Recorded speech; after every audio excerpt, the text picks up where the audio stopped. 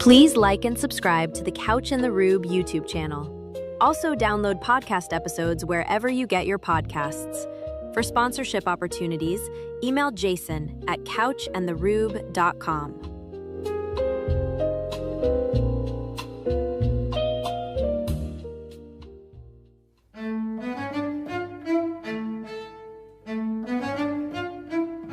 What do you get when you cross a know-it-all newspaper columnist with an awkward, unsophisticated everyman? Yeah. Well, I'm just not sure about that right now.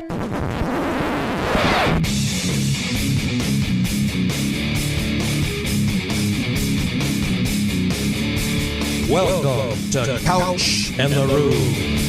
Welcome to Couch and the Rube, our Friday show presented by our friends at Firekeepers Casino and Firekeepers Casino and Sportsbook app. You can download the app today, enjoy some of the big game gold rewards, as well as other sign-up bonuses, and more than 400 Super Bowl specials at the Firekeepers Casino and Sportsbook app. They've upgraded the app. It's fantastic. I think you'll like the user experience. Or you can swing on by Dacey's Taproom and Sportsbook on I-94 in Battle Creek and catch the game, or just catch the Michigan State basketball game, or just enjoy the casino or sportsbook experience. Our Friday show also presented by our friends at Front 43 Neighborhood Pub and Cask and Company Kitchen and Bar. Great sports bar experience. If you're looking for a place to watch Michigan State hockey, either of these nights against Michigan this weekend, both games are on TV. They'll have them there. If you're looking to watch the Super Bowl among friends, great way Saturday night to watch both Michigan State, Illinois, and Michigan State, Michigan hockey. Catch the hoops and hockey at the same time. If you don't have a 2-TV setup, if you've got the Wolf Blitzer thing going like I do, Front 43 and Cask and Company has you covered. Jason, how you doing, brother? Right now, either you're stuttering or I'm not picking it up because it's a what. So. Not like sweet the national championship's on. Oh, I can't wait for this. It just happens. I just broke my chair for real. This is not good. Let's go green. Go God. What's up, buddy? I'm doing well. I forget who sent that in. Thank you for. Wait, hold on. Who Fantastic. sent that in to us? Thank you for clipping that. Yeah. Broke another chair. I mean, dude, listen to this chair pop. Not like sweet the national championship's on. Oh, I can't wait for this. It just happens. I just broke my chair for real. This is not good. Zion was a big deal because he was a huge guy, and I just broke my chair. It was Spartholomew sent it. Bartholomew, thank you so much. You're thank the man. you. Yes, appreciate it. What's up, buddy? Super Bowl, yes. It's here. It's here. The most corporate game of the year. Let's do it. I love Let's it. do it. 2 weeks of prep. Oh, my God. Radio Row. I was watching Radio Row with Dan Patrick's show. I'm like, my God. I mean, he's in his own, area, but I can't imagine a week of trying to talk about this game, man. Anyway, so what? We're screwed on Saturday night, too, with Illinois, too. The season's over. Screwed may be a Are you strong guys, term. you and Slary, done with your fucking injury none thing, finally? You screwed Divine? Because Liz Frank's back into town. But Nunn's available now, so that's good. Maybe he can play the point guard. Yeah, sorry, bad dad joke. Apologies. Yeah, we're gonna get into all Break this a chair over your head. and the groovy donut Twitter questions here momentarily. My apologies. I did not mean to bring Liz Frank back into the back into the picture. Yeah, yucks over here making jokes. Yep. Not great on my part. Did you do that with Tom? I'm sure he'd love that. How was the post-game presser after Minnesota? It was fine. Yeah. It was fine. He's he's had some interesting ones there. He had the one, you remember the one where he was really pissed at AJ Hogard? Maybe that was just 2 years ago, where he's just really angry at him, but wouldn't say his name. Oh, I remember that. He just kept, it was like, it was something. So he's had a few there. It was fine. I mean, I think it was an interesting press conference in that he did not have, sort of all the information at the time of the press conference that people like you and I had in terms of like what Fears did with his leg going back into his opponent's Reynolds crotch. pushed him, though. He did. I mean, He did. He antagonized him. And Medvedev, I'm not trying to say Fears is innocent, by the way, but I didn't think that was as big of deal as the others. The hitting on the side of the head when Reynolds went to the basket. I was like, are they not going to review that too? Because it's the accumulation. Right. Individually. And his reputation. I get it. He's got a reputation. They got it on film. They're going to throw it at him any chance he can get. No question. And it was so call Draymond and figure out what to do, right? I even saw another player giving some analysis about this, unaffiliated with either program, who was saying that, as a point guard, he had been a guard, he'd been pushed a million times, and sometimes when you're balancing, your leg goes up. Now that leg went a bit farther than needed to go. So I don't want to give him let Fears off the hook on that. But it's the other stuff. It's the sort of egregious shots around the head and neck area that seem to be were a bit much a couple times over. Is Fears a scary guy? Because I can't imagine, if I was Reynolds, I'd be going after Fears. Well, if he hit me in the head. Reynolds got some Fears in him. Like, Reynolds played it how Fears should. Reynolds was antagonizing him. Sure. And the Minnesota coach basically said they saw it on film. They were doing what they were supposed to do. They were trying to get a reaction out of Fears. What Fears needed to do was play to what you expect the best of Fears. If somebody comes up behind you and slams into you, it wasn't like Reynolds was going to steal the ball that way, right? There was no steal. He was intentionally coming up to get a reaction from. That's why you kick your leg up a little bit. Let me kick you in the balls. If you're going to sit there and run up on me, I'm going to kick you in the ball. I don't know. You got to watch some soccer. He's got to fall hard, get up, and give him a maniacal smile. He's got to try to draw something on Reynolds. Like, if you're going to play that game in people's heads, Fears is good at it. Because Reynolds won, basically, right? Correct. What I don't understand about what's happening with Jeremy Fears right now is, for most of the time that I've been covering him, he's won these battles because he gets in people's heads. He goes up to the line but doesn't cross it. He antagonizes you, gets you to do something out of the, makes you a little uncomfortable. And now he's falling into it. And I don't know if it's because in these last two games they haven't had control of the game in the way they've had some level of control in other games all year. Yeah. And it's his frustration, and he doesn't have a way to get out of it. And when Minnesota goes 5 minutes without scoring and they're still up 9? Yeah, not great. What was that game? Not great, Bob. It was my God. I want to love this team so much, but man, sometimes that performance was something. It wasn't great. All right, well, we'll get into all of it here in the Groovy Donut Twitter questions in a moment. Before we do, as we do at the end of every week, what we're betting, presented by Firekeepers and the Firekeepers Casino and Sportsbook app. Jason, are you betting anything this weekend? Oh, my God, did I go to town last night. Uh-oh. 3-pick parlay here. Jackson Smith and Jigba, 8 receptions. Yeah. In Jigba, anytime TD. Kenneth Walker, receptions, 3, plus 415. 2-pick parlay. Travion Henderson, Kenneth Walker, anytime touchdowns. That's plus, I got it at a boost, so it's plus 800 right there. I don't know why, but I had a bake take last night, and I threw $5 on Travion Henderson, Super Bowl MVP at plus 75 to 1. I don't hate it. I have $5 on that. And then my last one, Kayshon Boutte, that we talked about with Harry last Wednesday. First touchdown. I got a sprinkle on a first touchdown in the Super Bowl. You get 20-1 on that. So those are my Super Bowl bets. I didn't do anything else. Yeah, I've got some Super Bowl stuff. I've got some Kenneth Walker and Jackson Smith and Jigma MVP stuff, just because I think if anything's – you're trying to find ways it can not be a quarterback and get long odds. You know, I've sprinkled there. I like both players. The over catches on over 8 on Jackson.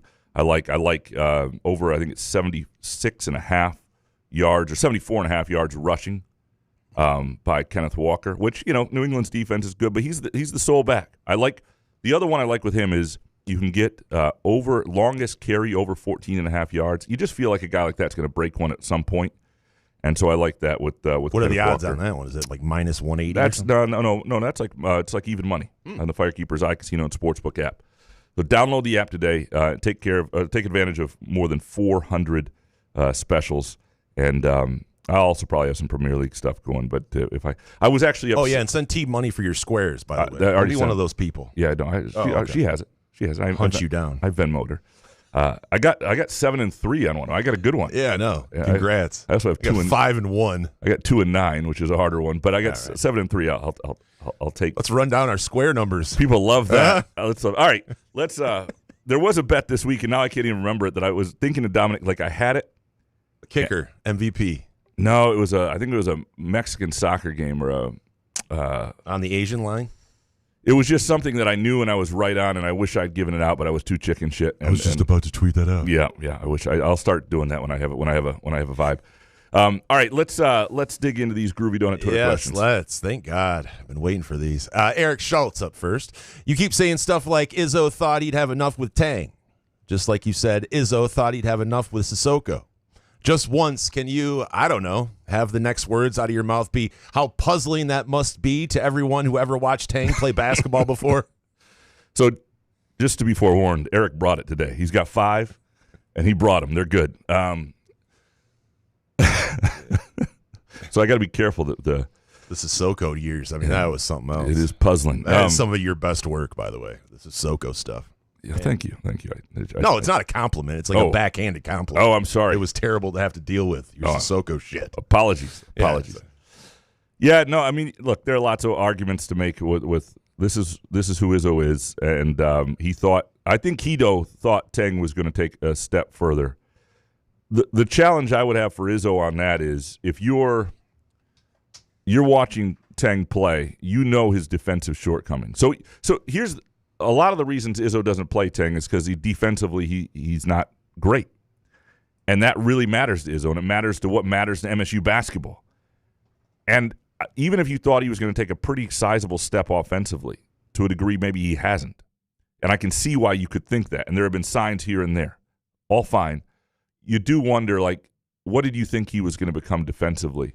And if you didn't think Jordan Scott was going to be a huge part of things, like that's been a surprise, where did you think the answer was going to be? And I think Trey Ford is part of that. I think they thought Trey Ford was going to be a bigger part of things. Don't coach my team. And it'll be interesting to see how they evaluate guys going forward at that position. Now, obviously, at that position, you have a big-time freshman coming in. You're not going to recruit a transfer there. But next year, you're probably going to need a 5. And to what degree you need it, you're going to have to evaluate your own 4-star freshman coming in, Ethan Taylor, 5-star, whatever he is, 4-star, I think, your own top 30 kid coming in who's got some talent but's also going to need some time. And you've got Jesse McCullough, who you're seeing on a daily basis, do things you like and things you don't like. You're going to have to evaluate that, get that right in terms of who they're going to be next year, and supplement them with somebody who does what they're not ready to do or gives you what you don't have. And that'll be an evaluation that Izzo has not always gotten right. And he didn't get it right at shooting guard this year. Now, the Jordan Scott situation has given them some hope beyond this. He had 15 points the other day. He's been really good. So that there's that. But he wasn't counting on that. He did not think that was going to happen this year. And we've seen that 2 years ago with the big men. So we'll see. Back to the white elephant in the room. They don't want to deal with the white elephant in the room. Eric, for everyone doing the whole Izzo's Bermuda Triangle take, you realize that in recent years, this mid-January to early February dip wasn't an aberration, but rather an affirmation that they just weren't very good, right? There were other. I mean, last year's wasn't. I mean, last year they hadn't turned it on, and they were very good. I mean, obviously they weren't. They didn't turn out to be of the top 4 caliber teams, but they were every bit the Elite 8 team that they were, and they won the Big Ten title by 3 games. So they had this last year. They had this at least once, maybe twice in the Cassius Winston junior, senior years, and they figured it out. So I don't know that's entirely true. I think there are times it shows shortcomings. It shows that they don't have the overwhelming talent to get through it necessarily. Like Michigan is probably not going to go to Minnesota and have that happen to them. Illinois probably not going to go to Minnesota and have that happen to them. They're playing at a tier above. So that's what it shows, that you don't have the automatic, just overwhelming physical talent to get through something like that. Next one from Eric. Can we stop with this? Well, if they had Caleb Glenn, they'd be fine nonsense. They'd be better, no doubt, but we're talking about a kid who was second-team all-conference in the AAC who, by the way, puts 10 players on their first team. He'd be another nice piece on a team made up of nice pieces. So the shooting guard situation would still be what the shooting guard situation is. Like Caleb Glenn is not that. Now, he may have been more shooting for them, but he would have played the 3 and the 4, largely the 3. And it would have been interesting to see him and Cohen together at time. They would have been a different team. I think he would have been really good. I just do. I've seen him in practice. I saw him the other day. He's back practicing with him. I mean, it's not like he's going to play this year. But you see even with him with the scout team, you're like, there are moments you're like, boy, that guy would have really helped. And it's the athleticism, it's the physicality. Versus the scout team? When he's on the scout team playing against the starters. Team. Yeah, when he's playing against the main guys. And, I don't think he's full go yet, and they're not going to use him this year. They're not going to burn the year. But he would have made a difference. It would not have solved the 2, but he would have made a difference because guys grow and they develop, and they become different than they were the year before. That's the way college basketball's worked forever. Eric Schultz, is it fair to speculate that MSU's story is that they benefited from being one of the few connected and experienced teams early on, had a joke Big Ten schedule early, and now that water is finding its level, we're learning that they aren't actually all that good? I think they're better than last year. They're different than last year. The Big Ten is just a lot better than last year. There was no Michigan wasn't anywhere near this good last year. Illinois wasn't anywhere near as good. Well, the difference is the Big Ten has 2 of the elite few teams in all of college basketball, which it did not last year. So everything is relative. Michigan State playing last year's Michigan team wins that game. Last year's Illinois team, who they swept, and Illinois was really good for a while and then fell off. But this year's Michigan State team, I think, wins that game. I don't know that this Saturday they win that. So I think some of it's relative. I still think their ceiling is higher against teams like Michigan and like this Illinois team than it was a year ago. So there is some element of truth to this, that they were very connected early, surprisingly connected. I didn't think they would be that. I watched them at UConn in the exhibition season, even against Arkansas. There was a home game. Arkansas had young guards. And they were just ahead of where some other teams were, but it wasn't. It hasn't been a shit schedule. And Nebraska is a legitimately top 3 or 4 seed in the NCAA tournament, and they lost by 2 on the road. And the night neither team played that well. I mean, I don't think it's been a joke of a schedule. I think there are just 2 teams in this league that are tremendous. And first of all, they ran into a feel-good home game with Minnesota. I mean, that shit happens. It happens for Michigan State. It happened Minnesota is not a team that makes 10 3-pointers in a game, and they did.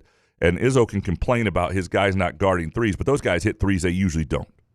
And they've got Would somebody please guard somebody? And they've got physical talents beyond their record. And it really, the way they almost blew that game and they've blown some other games, speaks to sort of their mental makeup. It's a bad loss. Now, it wound up being a quad 1 loss temporarily, at least right now, because Minnesota moved up into the top 75. But I'm not saying it's a game that you should lose. I'm just saying I don't fully agree with everything here. I do think they were more connected early. The swoon happens, and when it does, the question is, can you get out of it? I don't think history means you always are okay. I think that's the danger of this. Yes, there is some history that they figure their way out of it, and that's great. And if it happens again, then it happens again. But each team is its own deal. And I'm picking Illinois to beat them this week. I think Illinois is better than they are right now. But if they beat Illinois, you play your way out of it. You go to Wisconsin, you win there, you play your way out of it. Those are tough games, and we'll find out a lot about this team, their mental makeup, and whether they have the parts to do it. I just don't think anything's been decided yet, and it feels like the discourse is gone in that direction. Why'd you have to spoiler alert to your column that I scrolled down to see with your pick? Now I don't have to read it at all. I apologize. You just ruined it. Hasn't even been posted yet. Because Izzo, by the way, people listening to this, we are recording this early Friday afternoon. Izzo usually has a press conference or availability 2 days before a game. Because they came back from Minnesota, it's Friday afternoon. That's after we record this, late Friday afternoon. So there will be more on like what's going on with Fears and the Ugochukwu situation. I do not expect Ugochukwu back anytime soon. And so, who asked you? Well, a few people coming up here on the Groovy Donut. I know. I'm just annoyed with you guys. Yeah, you and Solari and your nun thing. You should be annoyed. By the way, if you're annoyed with me or annoyed at life or annoyed with anybody out there, Groovy Donuts is a way to get through that. And if you're having a Super Bowl party, if you're having people over, go to groovydonuts.com, place an order, swing on by either location, Lake Lansing Road in East Lansing or in Williamston at 7 a.m. to 1 p.m. Thursday through Sunday. Put yourself a nice assortment together. If people are coming over, they'll remember this party if you have Groovy Donuts. If you're showing up at a Super Bowl party and you bring Groovy Donuts, people will be glad you're there. There's some great stuff going on. The cherry limeade fritter is fantastic. February only. The matcha old fashioned, February only. Just some great Valentine's Day donuts, too, if you're looking for a gift as we get into Valentine's Day next week. Go to groovydonuts.com. Last one from Eric Schultz. Last year, all I heard was that modern-day Muddy Waters, a.k.a. Jonathan Smith, had no money for transfers. That class brought in 23 kids and was ranked 28th nationally. They fire the AD, bring in a fundraising genius, and then fire modern-day Muddy. This year's transfer class has 26 kids and is ranked 55th. What's happening? Nothing is instant. That would be my case if I were them and trying to explain it. Number one, I also so you get a new coach. He's got a couple things. One, I don't need transfer rankings or all unless you're bringing in 4- and 5-star kids and the big time. Those kids are obvious, right? That you can see it. I don't know that how kids are ranked coming out of the lower classes or lower programs is all that accurate. But yeah, the argument is this. The Spartan Ventures isn't even really up and running the way they want to. It launches this spring, right? There's lots of stuff they're trying to work toward, and they did not think Jonathan Smith was the answer to do that. I think they had hoped to give him another year as this stuff was working to see if he could get some momentum. He didn't do enough in year 2 to let that happen.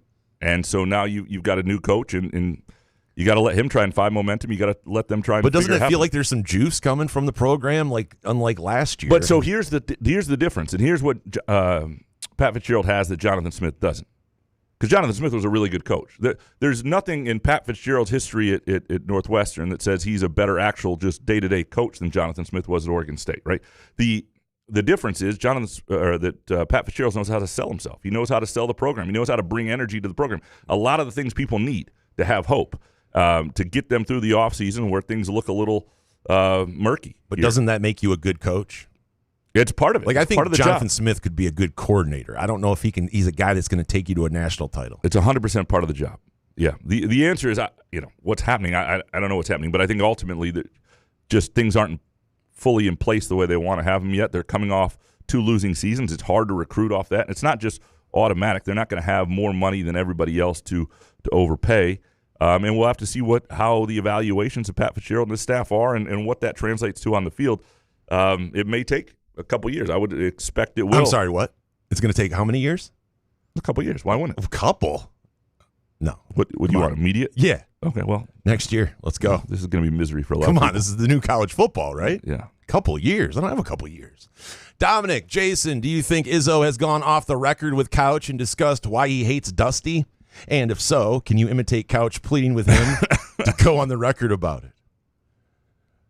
Tom, can I get... I'm not talking about Michigan. Tom, can I get you to go on the... I'm not talking about Michigan. I'm not talking about Michigan. But I just want to maybe a bowl of oatmeal together. I'm not talking about Michigan. We just sit down and talk. I'm not talking about Michigan. On the record or off the record? I don't know. I'm not talking about Michigan. You need a muskox flannel. Just about it. Yeah, well done. Dominic, anyone notice that during the press conference with Izzo, when Graham nearly referred to a fight as a riffraff, but then immediately corrects himself? Like he remembered he was in public and can't be taken seriously if he says shit like riffraff or Donnybrook or fracas. I did think I started to say the word riffraff. This is the presser after the game. This like is the last rapper week. riffraff. I don't know. It's a word in my vocabulary that probably needs to be lost. We are getting up there in age too, where these words start creeping in. Yeah. But you are the whitest man alive, though, so it does make sense. That hurts. But I would say that Izzone's whiter than me. But I did say almost riffraff. There's no question. That's a good question. Is Izzone whiter than Couch? I would say yes. I don't think so. As a collective, I mean, there's a lot of whiteys in the Izzone, but man, how many of them went? You watch Hallmark movies, like I know. You make your wife watch Hallmark movies. I at least grew up in Lansing public schools. Grew up on the west side of Lansing. How many of those kids are like from Okemos or Northville or shit like that? No offense to Northville. I know we have. I think we have a very specific. I think. We have a person from Northville, Janet. Raymond Schneider? No, but I like Northville. No issue with Northville. I'm just saying Northville's a beautiful place. Just saying that makes you more white than growing up on Westmoreland in 1987. I heard you talking about Northville. Dominic, which is more likely, no touchdowns in the Super Bowl or a denim Wojcik basket being shown during one shining moment? This is tough. This is tight. Call Firekeepers. Can we get odds? Yeah. The Firekeepers iCasino and Sportsbook app would probably put this at Wojcik minus 150. Because I would say the not scoring a Super Bowl really hasn't touchdown in the Super Bowl hasn't happened, I don't believe, or at least not in modern times. I don't believe it's ever happened. And we've had 50, 60, and does Wojcik have a basket? Well, think about wasn't it what's his nuts the former walk-on Bograkis who hit that big shot against Kentucky, and that probably was on one shining moment, and so that's minus 150. Maybe it's minus 250. Yeah, I don't know. It's a good question. Yeah. Dino Spumoni, can you explain Izzo's logic for blaming Michigan for Fears being noticed as a dirty player? What does that have to do with him tripping other people, doing dirty shit, and kicking people in the nuts every game? Sore loser syndrome? He's not blaming Michigan for he sort of is, actually. What Izzo doesn't like is in his 30 years and coaching in the Big Ten and the way it was in the coaching fraternity, and I don't think there's a lot of this that exists the same way, but coaches would call each other in these sort of situations, and they would say, what the hell was this, and they deal with it internally instead of raising it first and putting it in the public sphere like Dusty May did. Izzo doesn't like it, and you can argue either side of it. I can understand why Izzo doesn't like it. I can also understand why Dusty May felt in a press setting when he's asked about stuff like that, he brought it up, and I don't. But that's what Izzo's thinking. He's thinking, hey, man, we're a fellow coach in this league. I would call you before I would just bring this up. I don't know if that's always true, but Izzo does call a lot of people. And that's what Izzo does, and that's who he is. He calls coaches after they're fired that he doesn't even know, right? He just calls people all the time, and they pick up because he's Tom Izzo. Like if I wanted to call an NFL coach after they're fired, they wouldn't pick up. I don't think that's really fair, but Izzo gets to do it. So that's sort of the way. That's the American way. Yeah. Except America has gotten soft. David Jackson next. Do you think Izzo made a mistake in bringing Fears back in the game after the backups almost brought us back? Hadn't Fears' antics earned himself a spot on the bench for the remainder of the game? You could argue it. And I wonder to the extent that he realized, like he saw the shot in the head, and that's why he took him out, right? Yeah, you could say that. Izzo chose differently. I didn't at the time. It didn't ring I didn't even see the shot in the head live. So he obviously did. And that's the other difficult thing when you go into these press conferences post-game, especially when I'm writing quick takes on deadline afterwards. I often miss nuances like that. Before I wrote the column overnight, I went back and rewatched the game and all the instances and went through it. And so you have a real firm picture. But sometimes you have a much better picture on TV than what you do when you're up in the rafters covering a game there. And by the time we'd gotten to the press conference, I had seen film of Fears' foot going into Reynolds' crotch. Like that I'd seen. I'd seen that he made contact. So when Izzo didn't know that, we were able to say, well, it did make contact. And that's when he said, well, then he deserved it. You can absolutely argue that he should have just sat him. And, he didn't. I don't know what I would have done there. I think if I had all the information I did by the time I watched that game forward, and Izzo might have had more realization of it, I would have just sat him. Next one from David. Do you agree that if Kohler is a 25% three-point shooter, then the team is cooked and will not win more than one tournament game? Well, the tournament's about matchups, but the team is cooked to a degree. They need him to be a shooter, or they need somebody. They need shooting, And it was coming from Kohler for a long time. And so if it's not going to come from Kohler, then somebody else is going to have to be a shooter. And frankly, it really helps when MSU has a stretch four who can hit threes. It just throughout time, their best seasons it has. So, yeah, they absolutely need him to find his shot again.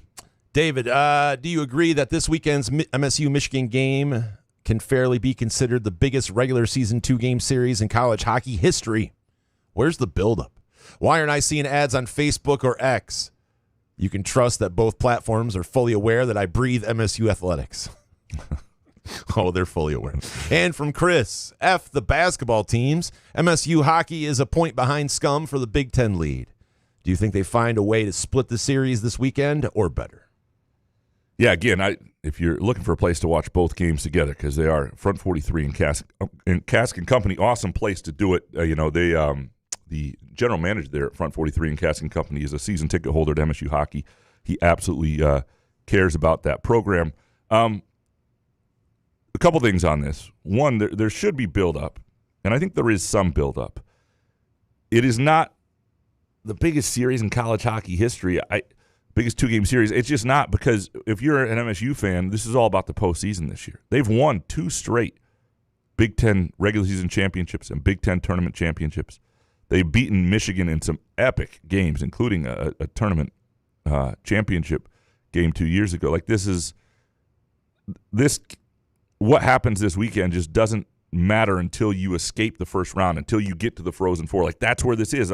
Unfortunately, that's where MSU hockey is, because they built themselves to a point where that's really what matters, and they've done it continuously. And I'm not saying this game isn't important and the series isn't important, and it's not. If you can win 3 straight Big Ten titles, that is awesome, and it also speaks to the consistency and the level of the program you're playing at. I'm not saying that doesn't matter, but to say it's the biggest 2-game series in college hockey history, I would argue there were series probably in the last 2 years that were as big or felt that way. And that first championship when they went to Wisconsin on the road and got it done, there are lots of those things.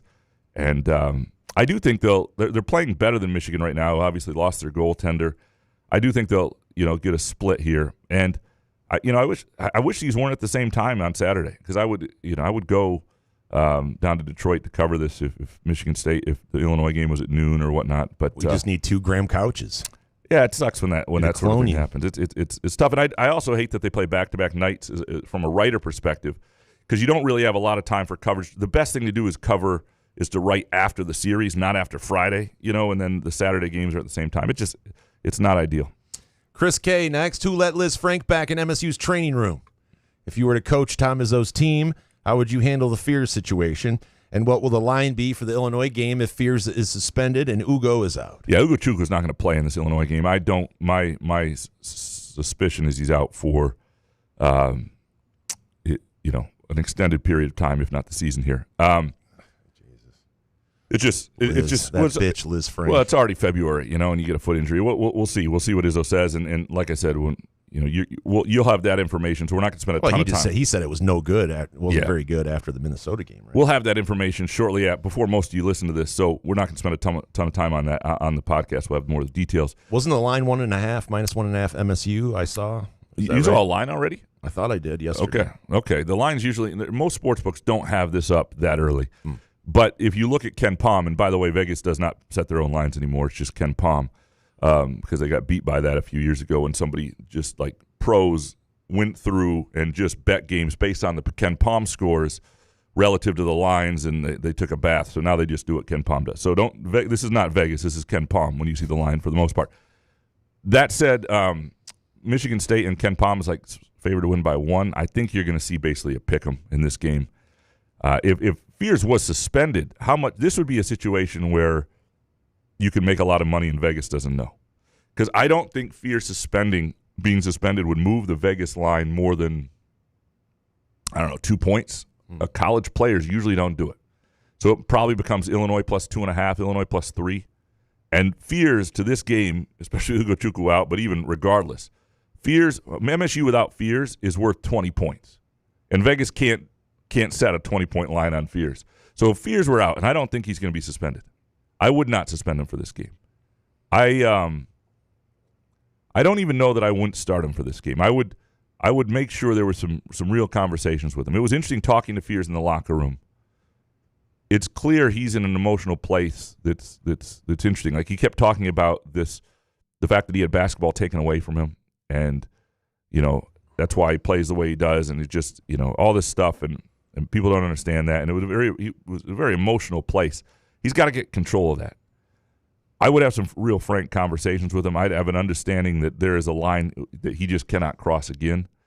But there's a lot of stuff that goes on in a basketball game that, and I'm not saying he isn't pushing the envelope more than some others, but I don't know if individually he's done a single thing that warrants a suspension or anything like that. Maybe they don't start him for a few minutes. I don't know if that's the message here. To me, it's the accumulative nature of different things. But if you had basketball taken away from you, I think that you would realize that this is going to have basketball taken away from you again if you keep doing these kind of things. I mean, if that mentality makes you want to go and strive to be a better player, I get it. But to do these cheap shot kind of things and be that kind of player just because you had to sit out because of an injury, that doesn't make much sense to me. Well, and the other thing, if you're Izzo, you want to play real chess here. Don't play Fears at all. Then this game doesn't even count on your NCAA tournament resume, right? If a guy's injured, it's not part of the package. I don't know. I'm not saying I would do that, but you could make that argument. That would be really playing chess. Izzo's playing chess. Really? I don't think he's gonna do that. No? Okay. Can you ask him that? Tom, you can play chess. In like another 2 hours, can you ask him? Man, I did not. Just for the show. Can you do it for the show? No, I don't good want to content. I don't want it to go down that rabbit hole. Get one of the state news kids to ask it. That's a good question, he'd say. Yeah, that's true.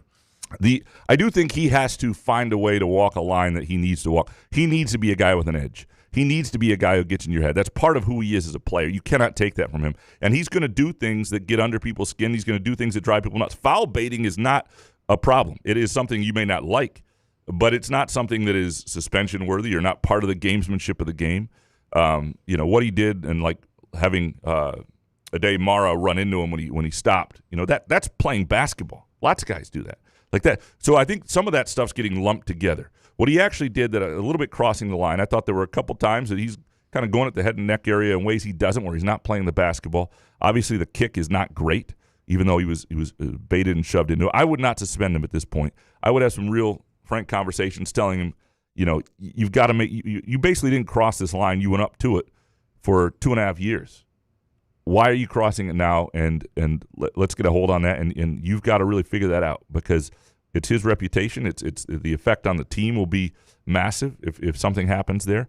So I would I don't think I would make a move at this point to bench him or anything like that. But I would I'd make sure he understood what was at stake here personally for him, not just for the team. I mean, really how he's remembered, how he's thought of, how he's officiated, his reputation as he tries to become a pro to some degree, like all that stuff, that stuff matters. Dunder64 has Izzo had a sit down with Fears since Wednesday's game. I guarantee you that. No. I guarantee you he hasn't yet. Guarantee you he has. Waiting pregame Saturday. Yeah, guarantee you. Yes. Face to face with him, Yeah. Dunder64. Rube, how would you have responded to a Fears donkey kick between the wickets during a pickup game on the jailhouse court while serving time? Good question. Well, first of all, I wouldn't be shoving people like Reynolds did on a pickup game in a jailhouse court. So if someone kicked me in the balls unprovoked, there'd be words. But also, when you're in jail and you get into fights, they don't care who started it or anything like that. They're going to throw your ass into solitary or whatever. And I'm just not a part of that. So I think I would have to take it. But I wouldn't be pushing anybody on the jailhouse court. I'm trying to get out of there. I'm not a lifer. Yeah. If I was a lifer, yeah, it's on. But, I've been a trash talker, but I'm not somebody who's going to play violently and push or try to provoke a punch or anything like that. I mean, I once in a... Well, if someone just all of a sudden starts fucking with you, yeah, you got to step up at some point, but I don't see, Well, so I'll give you an example. Throws an elbow in your back or something. I'll give you an example. I've had a few of these, but I was on a Gus Macker court once, and we're in a toilet bowl, right? Which means you've lost your first 2 games. You're playing in, the shittiest Probably bracket. the most amount of fights in the toilet bowl bracket. But we're playing this team that looks the part. Like, I don't know why they're in the toilet bowl. You look at them, they walk on the court, you're like, oh my goodness, this is not good for us. We're already in the toilet bowl. I thought we were supposed to play easier teams. And I can tell that the other guys I'm playing with seem a little intimidated by them. So I take it upon myself to try to bring them down to earth. Like, I just start talking shit. I'm like, God, because they were talented. I was like, how dysfunctional are you as humans to be in the toilet bowl despite your ability? Like, I just start going off on it. And they were annoyed as shit at me, and we still lost the game. But it worked for a while. It got them out of rhythm. It got them pissed off. It was, sometimes you do that stuff. Not like sweet the national championships on. Oh, I can't wait for this. It just happens. I just broke my chair for real. This is not good. Look what happened to that athlete. Yeah, right here. Breaking chairs. Jim Gibson. If Fears had a bad reputation, does that affect his draft stock? It seems like that would be the biggest reason for him to make changes. He probably doesn't really understand or care about the legacy stuff. Oh, I think he cares. I do. I don't think he. I have to know the legacy stuff, right? Yeah. So a couple reasons for that. One is I think there was a moment where he really thought the NBA was, I don't want to say out of reach, but much less likely given what's happened to him. So like his legacy then becomes about Michigan State and to some degree, and he's aware of the point guard lineage there. That stuff absolutely matters to him. Now the NBA stuff does too. Absolutely does too. And he is a borderline NBA player, right? He's a guy who I think can be a guy in the league, but he's not a starting point guard caliber player, and I doubt he ever will get there. He doesn't shoot the ball well enough. He doesn't have the offensive game for a starting point guard in the NBA, and if he can run a team well enough to be and score well enough and set people up and push it and do all that stuff, he can play in the league probably. But you're right. When you're not an auto guy, you want to make sure your reputation's okay. But guys in the NBA also don't mind a lot of the stuff he does. He's got to be careful now because you don't want to be, Grayson Allen was a better pro prospect in some ways. But when you think of Grayson Allen, what do you think of right now? Only that, right? Ted Cruz. Well, other than Ted Cruz. Ted Cruz and being a dirty player. That's all you've got if you're Grayson Allen, even though you played 10 years in the league. So you got millions and you're Ted Cruz and you're a dirty player. Justin Furlong, following up on our talk at Williams Arena. You talked to this guy? I did. Nice. To what extent do you think your praise of Fears, Kohler, and Cooper on the podcast and in articles have ultimately led to their recent play? Is this MSU's version of the Drake curse? I don't think at all. I think it has zero bearing on it. I don't know how much often these guys read it, if they do, and I don't think it's possible their overall collective feeling good about themselves, is occasionally unhelpful. Maybe at the Rutgers game where you think you're just a team that's better than that group. But overall, this has been a pretty hungry team, a pretty focused team, a team that knows they have some limitations, a team that's kind of got some guys who come out of not being blue chippers, so to speak. So I can't imagine that. But yeah, it was great to meet Justin and his boys, and it was his boys. Awesome. Yeah, like friends or actual kids? Children. Yeah. It was awesome. All right. I signed a Couch in the Roof Christmas ornament for them. One of the first autographs I signed in a long time. You just remembered that? No, I did. That should have been the first thing you brought up. Like, he had me sign his Christmas ornament. You were almost going to forget that. I should have brought it up right away. Yeah, you should have. Yeah. No, it was fantastic. We had a really good conversation. It was a great time. Did you sign it to him? Like, what's his name again? Justin? No. I just signed my name, and then I said, I appreciate you. He's got an autographed Couch in the Roof Christmas ornament. Man. Definitely lost value. It's like my Bobby Higginson autographed baseball bat. It lost value with the signature, without question. Spartan Dog 97, why did you curse the Divine with your pithy little joke about none being on the injury report, Graham? Do you hate this fan base? I've done it twice. It didn't happen the first time. There were no injuries, so I don't think it's these two. I will pregame. I will. Their buddy cop film. Anyway, energy. Sorry, you and Solari or something, man. Apologies. Is that it? Okay. Adam, any indication yet of how long-term Ugo's ankle injury is, and how does him being out impact Fort's role? Obviously, he'll play more at the 2 than he has been, but will he get any time at the 1? And from Paul, your mom is the W word Davis. The Ugo injury feels terrible. Is denim our only option to relieve fears of minutes? So, presuming they don't have Ugochukwu, this is going to be interesting because we have seen Denim Wojcik be okay out there in certain matchups. Now, they've been careful about not every matchup being for him, and they've been careful about the length of time he's on the court. And so does this mean, like, if you're trying to keep fears to 32 to 34 minutes, does this mean you're doing, 3 spells of Denim Wojcik a game? Is that enough? So the question is, if you sit down Fears twice for 2 minutes in the first half and once in the second half, is that enough? And, if you look at Cassius Winston as a senior, the guy would play 34, 35, 36 minutes, but he was a different kind of player, and he didn't need to be he wasn't the same defensive energy guy, and I don't know. But maybe Fierce can do that. This will be the one of the great topics of conversation. I do not think they see Trey Fort as a guy who's an option in that situation. Trey Fort would tell you differently. I've talked to Trey Fort about this. As a JUCO guy, I mean, he came up a point guard. He was listed as a point guard when he was on his way up. He has not played point guard in a long time, and I don't think they see that as something that he would go. Why not? Knock the rust off. Yeah, see what he's got. It'll be very interesting to see how they do this and what it looks like, and maybe they have to get creative like that. But this is bad. This is a bad deal because Ugochukwu was not only he was playing really well. For example, in this game, he's hit some huge shots for them. He's a valuable piece. I think he's like the 6th most valuable guy on the team, maybe. And yet, this will absolutely affect them. They will probably lose an extra game because of it. Paul, have you seen the tape on MSU's new 5-star kicker? MSU is Kicker U. So he does look good. I'll say this. All kickers, when they're on their YouTube film and fields and stuff like that, look amazing. None of these guys don't. Like, everybody's kicking 60-yarders these days. In a game? All of them. I don't know. I haven't seen the film, so I should. Maybe it's game. Got to crush some tape. Yeah. Before you start talking shit. I'm sorry. Jesus. But, yeah, no, it's a good. You got to get a good kicker, and if he's good in games, that's what really matters. The thing about kickers too is it's all between the ears. What's so much more important than a guy that can boom from 60 is a guy that can make them from 45. That is what's really important, and I've seen this go. I covered a guy when I covered Western Michigan, lived in Kalamazoo, for example. No kidding. Kid out of Fort Lauderdale was a really good get, and you get great kickers at small schools because you usually only have one scholarship guy on your roster. So I'll give you an example. If you're the best kicker in the state of Michigan some year, and you're a 4 or 5-star guy, but Michigan and Michigan State already have sophomore, junior scholarship kickers. They're not offering. Like, and if you want to stay in state, you're gonna. So there are fewer of these spots. So most teams get good ones. But anyway, I covered a guy, and like, he was. If you watch him in practice, you'd be like, "Oh my God, that guy's amazing." And by the end, I think he got benched for a walk-on because he was not amazing, and he missed a lot of pressure at 35-yarders. So we'll see what he looks like in a game. But obviously, important to get a guy who's got some talent there.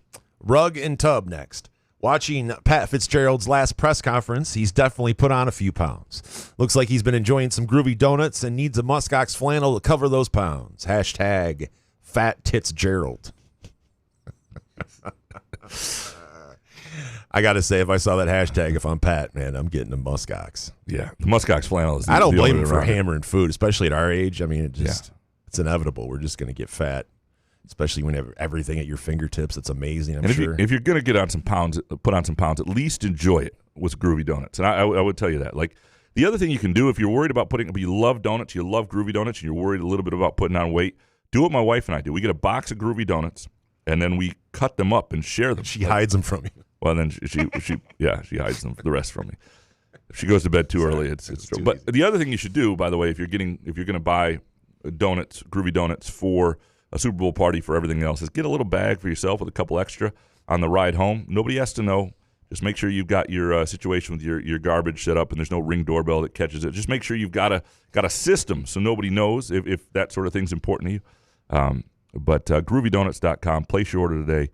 And if you're going to a party this weekend, you're having people over, it's just going to be you and the game, and get some groovy donuts. Scotty Green's El Camino, what grade would you give Fitzgerald so far? And don't duck the question by saying inconclusive. Inconclusive. I just don't have enough.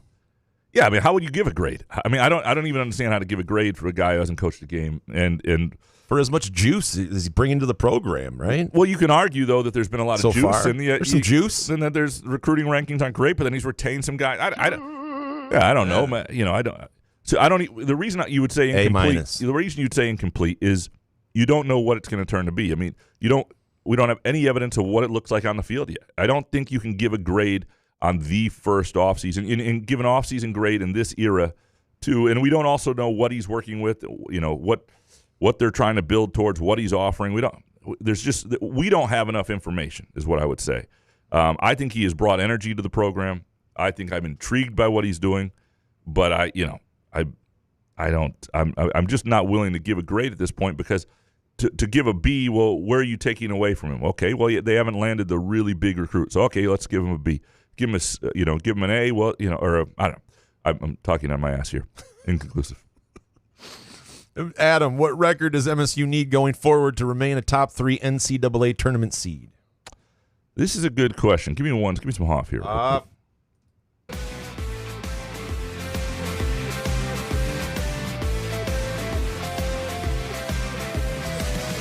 So right now, if you're just looking at the net rankings, which aren't everything, and they use Ken Palm, they do a lot of other evaluation. Michigan State is 13, right? So if you're 13, you're looking at a 4 seed. So you want to be a top 3 seed. You've got to move up beyond some of that, and Purdue and Nebraska are just ahead of you in the net rankings and things like that. I would think winning games like at Purdue, beating Illinois, like they're going to have some other big win, and they're going to have to not lose games they shouldn't. But they've got to have a game, they've got to win at Purdue, they've got to beat in Illinois, something like that. They don't have to do both. They don't have to be great down the stretch. But they've got to win the games they should win, and then they've got to beat, win a toss-up game or two. If you win at Purdue and at Indiana, or you win Illinois at Indiana, and you win the games you're supposed to, that's probably enough. Izzo's no longer got to go. True or false? The most likely outcome for MSU basketball is 4th in the Big Ten, 2 wins in the Big Ten tournament, and out in the Elite Eight again. So the hard thing about this is the NCAA tournament is entirely about matchups. There's so much about matchups. And if they are a 4 seed and they're playing a 5 seed in the second round and then a 1 seed in the Sweet 16, like saying the most likely outcome is Elite Eight again is tough to say. I think for Michigan State, avoiding that 1 seed as long as they can would be valuable, because when I look at the top of college basketball, Arizona, Michigan, Duke, maybe Illinois right now, UConn's 22-1. You want to avoid that top group because I think it's a really good top group. And I'm not saying they can't beat them on a one-day swing and all that. But ideally you'd want to be a 3 seed to play a 2. Like you'd rather play Purdue or Houston or Iowa State. Iowa State's really good. But I'm just saying you would rather play those teams and take a swing in the Sweet 16 right now. In terms of what they do at the Big Ten tournament, it depends how motivated they are, what they want to do, what the matchups are. The Big Ten tournament is ass. It's an inconsistent event because it's based so much on motivation, and the motivation of so many teams is just different. It's some years you really care, some years you don't, and it depends on your season and what you want to prove when you're there, and that's why it's not a true champion. Big 10 plus is ass. JJG 8282 next. Why does Michigan's Scheider jumping sideways, drawing off a foul while shooting a 3 qualify as a non-basketball play, while Fears veering out of his way to get in the path of a trailing Mara and then stopping to draw contact not qualify as a non-basketball play? First of all, what happened with the 3-point shot, I think, is more out of bounds. It's not out of bounds and like, oh my God, that guy should get a flagrant foul, but you shouldn't get a foul called on the defender there. But stopping when somebody's running behind you, that's gamesmanship. And if you're the defender, you've got to know that can come, especially if you're Fears. Both of them are ways to try to game the system, and it works. You're trying. That's gamesmanship. That's what it is. I didn't have a problem with either guy trying to do either. You just hope the refs are wise enough. But if you're, I guess there's a point where if you're running full speed and you stop and somebody slams into the back of you, I would be annoyed if But if you pull up like Fears did, I mean I've seen guys do that forever. That's a pretty common point guard play. But Fears is under a microscope. But do you mind a pump fake and a guy like a small jump into the defender? I don't mind, but going out of your way, going sideways, so far out of your way to do it is just ridiculous. Yeah, it's not good. Scotty Green's El Camino. Why does this MSU team turn into a 40-year-old YMCA team against a zone? So painful to watch. And from Maddie B. How, after a 30-plus year coaching career, are we always unprepared for zone? Well, a couple things. One, zones make everybody look bad. They just do. They're bad for basketball. Like if I've said this before, if zone defense was the way everybody played, basketball would not exist on television. It just wouldn't. Nobody wants to watch that shit. But you should be better, and it's never been a strength, and it's because they mostly play man in practice. They do practice against zones. They prepare for this stuff. It helps to have certain kind of teams with certain kind of shooters, and It helps not to be, I think, always a pick and roll team against. I don't know. It has not been a strength of Izzo over time. But that said, I freaking hate zones. I mean, it's not that I'm looking to give MSU an out here. I just hate watching basketball when it's played with the zone. And there are ways to do it beautifully, and occasionally you see teams do it where the movement's great and you got somebody in the high post and all that stuff, but so few teams do it well. I'm going to tell you right now, if zone was the norm, everything would be on BTN+. Dave Lincoln. As great as Izzo is, I can't figure out why he refuses to press and speed up tempo, except toward the end of the games. Minnesota had a limited roster, and an up-tempo game would have helped. Graham, unless you're afraid to offend him, can you ask Izzo? Well, here's the thing. Don't coach my team. I mean, I can have this conversation with him at some point. I'm probably not going to do it in a press conference because I know the answer to it, right? And he knows I know the answer to it. He doesn't think that, because I've had this conversation to some degree with him before. He does not like to press a lot. Now, they'll do some occasional, but the full court press stuff he thinks doesn't win you games overall, or it certainly doesn't win championships. It's never been his style. Like, he is in the Hall of Fame for his defense, and it's the it's the playing the gaps. It's all that stuff. I'm not saying there aren't times that they should adjust, but that's not why they lost that game. I really don't think so. But yeah, at some point, maybe I'll have that conversation with him again, and I'm not saying waiting forever, but if we get him in a non-press conference setting when you can chat with him for a little bit. And so you're not scared of Izzo, right? Yeah, why would he be scared of Izzo? I'm not asking you. I'm just saying. I've heard people say you're scared of Izzo or something. Why would it be? What is Izzo going to do to me? Like, fuck, he's like, what, a 70-year-old man who's like 5'8". Put you in a headlock. Yeah, I didn't fucking do anything. Rug and Tub, hot take for a question show. Izzo is overwhelmed no matter how hard he tries to hide it. Looking at him most of the Minnesota game, he's on the chair looking lifeless, begging for it to be over. Yeah, there's a lot of doomsday thing. I don't think that's... I mean, I think he wanted the game to be over. Do you think Izzo would retire, though, on the spot? If he most of what he's like, really I can't wait for this game to be over. He's enjoyed so much of this team in this season, and I mean, maybe the game specifically, he was in a place where he's like, this is ass. But yeah, I don't know. That's not the. Yeah, maybe the Minnesota game he did feel that way. I don't know. Can you blame him? It was a pretty shit performance. Matt, next. What has happened to this MSU Hoops team? Seems like we exclusively use Jackson in a three-point shooting role now instead of making an effort to get it into him on the block. Looking for fouls instead of playing through contact. Yes, the refs have been ass, but that's not why we are losing. So I do think they need to work Jackson in the post more, and not because he's been overly effective. He's had some moments there, but I think it is important that you go through the post, that you keep people honest there. But they need Kohler to hit threes. I mean, if you look at from Kenny Goins to and obviously different players to AJ Granger to even Adrian Payne, who was really effective inside, like that changes the way when you have to guard, when a big man has to come out and guard a big, it opens a lot of other things up. And they're still guarding Jackson Kohler like that. Jackson Kohler, the effect of his first 16 games of this season is still felt on the way teams defend him. They're all over him. They're scared of him. The scouting report is there.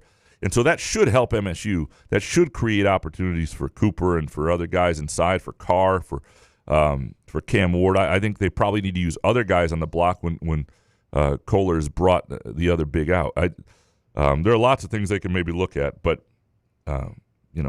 I'm very curious to see this game against Illinois because this is an important moment in the season. It's a moment where they have to be able to show they can compete at that level, at the very elite level. I think for their own belief, just to stop the bleeding a little bit, to not let this become a slide. I think they've been competitive in the second half against Michigan. They were competitive against Duke.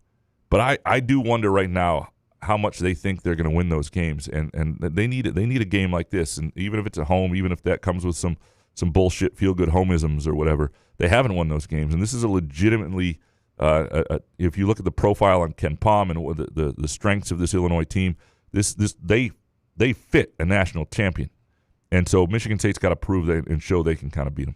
Witty username. This happens every year. The mid-season Izzo swoon. Why is it so surprising to the fans?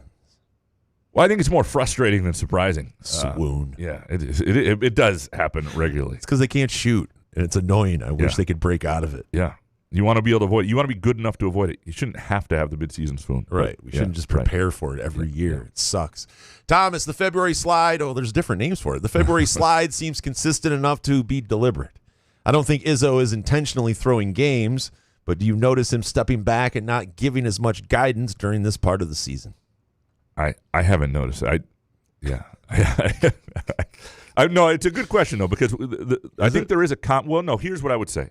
And if they lose to Illinois, I'm going to spend some more time looking into this and try to find some common threads throughout time. And I've written about this here and there occasionally, but there's a little bit of a break before they then play at Wisconsin. Because, and I think it depends how it looks at Illinois. You can lose a 2-point game to Illinois, this Illinois team, and that's not really part of a February swoon, right? You're losing a 2-point game to a national, yes, it shows up in the loss column, but what happened at Rutgers is much more evidence of a swoon, or what happened in Minnesota than losing a tight game to Illinois. But there may be some common threads, and figuring that out would be something that would be interesting to do. And how much is it schedule based? How much is it? I do think they tend to play tougher schedules starting late January and early February, right when it happens usually, and they have to work their way out of it. And that's because of the brand Michigan State is and the TV timing of big TV matchups. So maybe that has something to do with it. It would be interesting because these have all been very different teams. With different components, and we're talking back to the 2010s. Thomas, if BTN and Fox is going to have so many ad breaks, can they run more than 5 total unique ads? God, it's ass, man. I'm telling you, Fox is that's how they get it in your brain, though. Fox joining the whole college sports deal has not always been great. Yeah, I mean, it's just everything seems longer. It's good for the quick takes. Bad is it for just watching. Fox though? Fox is a little bit worse than everybody. Yep. Maybe I'll do a similar study I did with football and basketball, where you look at they were definitely longer than NBC's. You know what's really annoying? Like the wife and I were watching Dateline the other night, and it's on demand, and even on demand they air the commercials right in there, and so they just had an NBC like during one of the instead of commercials they just had an NBC dun dun dun, and I'm just like, well, get back to the program. Like if you don't have any ads, what are we doing here? Right. They just put an NBC logo up there just to keep us waiting. It's just like, what are we doing? Anyway, or at least give us like one of those old "the more you know" things, Where it's I'd take one of those. Yeah, 100%. Anything, anything over that. Yeah. The Kieran Lee of Southern Maine next. The past 2 seasons, I've been a softball season ticket holder. I do it to support the team since I'm never going to make it to a game. This season, there was a 4x increase in cost. Will you please use your connections to see if the players are getting a cut of this increase? Wait, 4 times the cost for softball season tickets? Wait, hold on. He has softball season tickets but lives in another state. Correct, because he's supporting the program. Understood. Yeah, that's his way of supporting the program. So could you just make a donation to the program? To the program? He's 70 here. I'm going to watch my programs. Happens every once in a while. But seriously, I mean, couldn't you just instead of if you're going to, make your same donation, because that's kind of bullshit. But yeah, I don't 4x 4 times is pretty. Yeah, that's a good question. You could just do, but that's a really good question on why they need. I think it's a good question for him because if he's going to keep doing this, the question is, are the players getting a cut of this? Who's the money going to that I'm paying this extra money to? And I think that's a very he may want to support the softball program, but if it's 4 times the increase to help support football, he may be like, screw that. I don't. And the other question, do you have connections? Well, I can ask the question. I can get an answer to who it's going to. Yeah, I can answer. I can get. Who are you going to ask? There's lots of people to ask. All right. Well, just ask it. Yeah. Why are you offended? I'm just asking. Yeah. Well, Yeah, but you know how you know that he's from Southern Maine too, and not Northern Maine? Because if he was from Northern Maine, like Madawaska or anywhere like that, he would not have the internet. He wouldn't be able to send this. Noted. Corey Ostrom. In an era where fans believe a hard foul on a layup is sociopathic behavior, would today's Big Ten fan need therapy if forced to watch Poplawski and Scheffler go at it in the late 80s? Wow. As Jason drops the Izzo quotes on being soft. It's the American way, except America has gotten soft. You think that's crazy? Check out the 80s and early 90s NBA. Oh, man. Holy shit.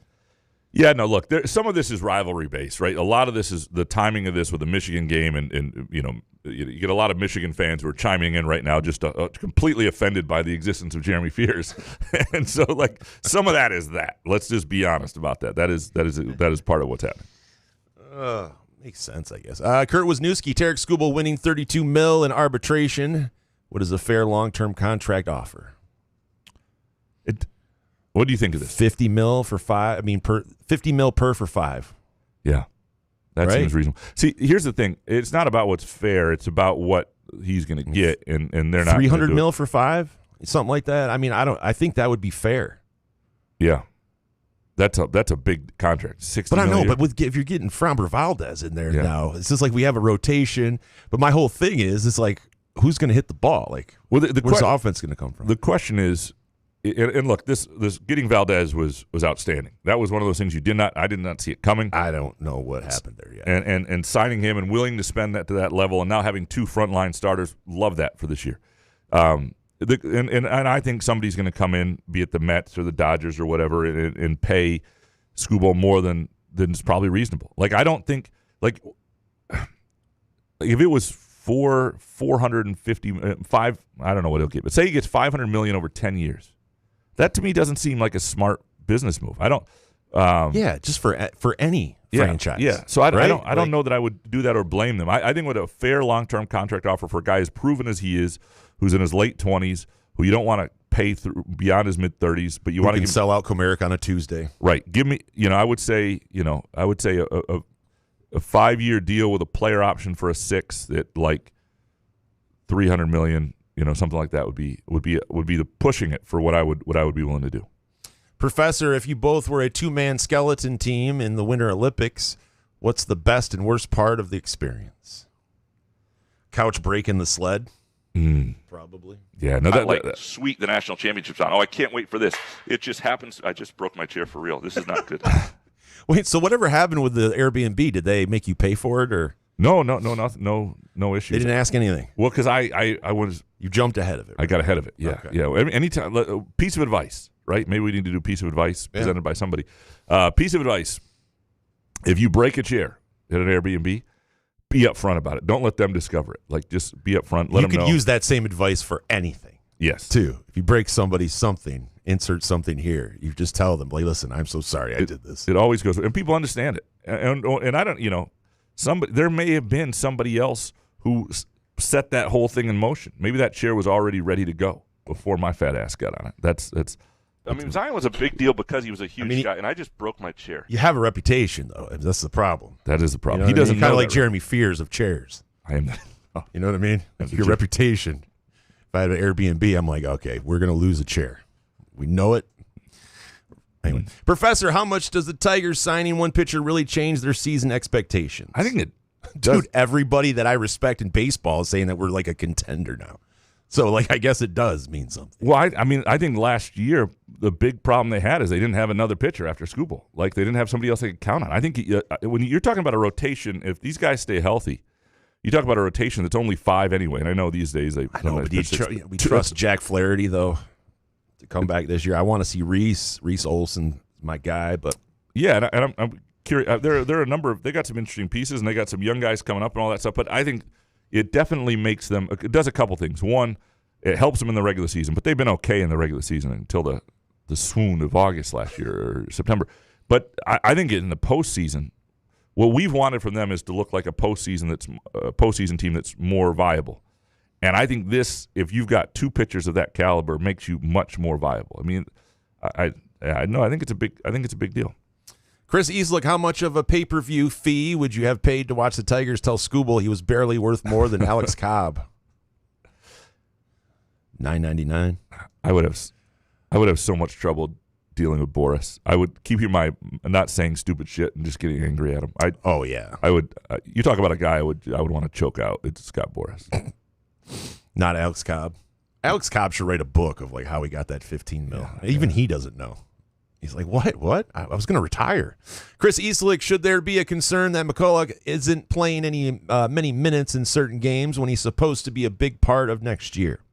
Taylor is talented, but the 5 seems like yet another case of being one position short next year from getting over the top. Well, they're going to have to add a piece. There's no question about that because I do think Ethan Taylor is an immense talent. I think he's got some characteristics that are more promising than Booker in terms of a willingness to, be physical and things like that and mindset and all that, but he is not ready to start in the Big Ten, I don't think, right now. Maybe he will be by the next year. So McCullough becomes really important, and yeah, I am curious about that too. I'm curious who they go get and what it looks like, but they're going to have to add a center. I don't think there's any doubt about that. In terms of being concerned this year, like I think he's taken pretty good steps. I think he's a pretty promising player. I think he's just got two guys who are better in front of him. And, you know, the way the rotation works too, you wind up with Cam Ward at the 4, and then so those guys are splitting some times at the 5 too. But we've seen there's nothing from McCullough this season that makes me worried about him for MSU long term. Whether he's ready next year to be a guy who can start or play major minutes as the starting center on a team that's a contender, I don't know that yet, and I would have my doubts. That I think they need to add a piece of the Carson Cooper level to make sure that happens. Because next year's roster, if Fear sticks, if Cohen Carr sticks, if all this next year's roster again has a chance to be pretty good. Chris Eastlick, on a scale of 1 to 10, how bad has this winter been in your eyes? Brutal or not bothered by it? Where are you here? This weather swoon. I got to say, bothered by. I'm always bothered by this cold, complete ass weather, Chris. But like, I'm just used to it. Yeah. Living here for 47 years. I mean, I don't think it's one of the worst winters I've ever dealt with. But yeah, it's getting annoying, and how long it creeps into March and stuff. Yeah. But this is the reason I can live here. It doesn't bother me all that much, and I understand why it does for a lot of people, and at some point it will. I know it's only got a certain lifespan. I like being cozy. I like my life. You like having not to do stuff outside. Like when you see that weather, you know you don't have to go outside and do anything. That's true. You know, there's almost a relief. Yeah. So there's a built-in excuse for you not have to go. You know. There you go. You said it well. Yeah. Big John Hogg, is there one event or game we can point to that's made the Michigan MSU rivalry so toxic, or is it social media's fault? Well, in terms of the basketball rivalry, it was not always as toxic. Some of it is because when Michigan gets an upper hand in basketball, they can really rub it in with smugness. They really can, because they've got it in football too, and now it's like, well, this is your thing, and we're better than you at this too. Like I see the mindset. I see why it bothers MSU fans, because this needs to be the thing you have a counter to, right? And last year, I think it was the end of last year's game, and the way that went down with the on-court stuff, and it's Michigan fans then playing, the whole dynamic, everything is sort of, these are two programs and two schools that just aren't aligned on things. Michigan State values the Big Ten regular season title, as they should, over all these years. So what's Michigan do naturally? Big Ten tournament titles, well, we win. That wasn't. It's the whole, everything is just they're not aligned in anything they really do. They're trying to build a program two different ways, and Michigan is doing it their way better than Michigan State's doing it their way this particular season. And then you just have the shit online, and that's the social media is a huge part of this, because there are lots of people who are great friends with Michigan and Michigan State fan. Michigan fan Jordan, one of your very good friends, right? Yeah. And everybody's got it. Just social media amplifies it, and a lot of people would treat people very respectfully in a room. It just get super annoyed with each other online. Yeah, he likes to throw his Izzo barbs and stuff, but I just don't get. You just don't get. I don't get into it with him, and he let him say his thing. Big John Hogg, how many 30% off Groovy Donuts did Graham have DoorDash? That is cool that you can do that.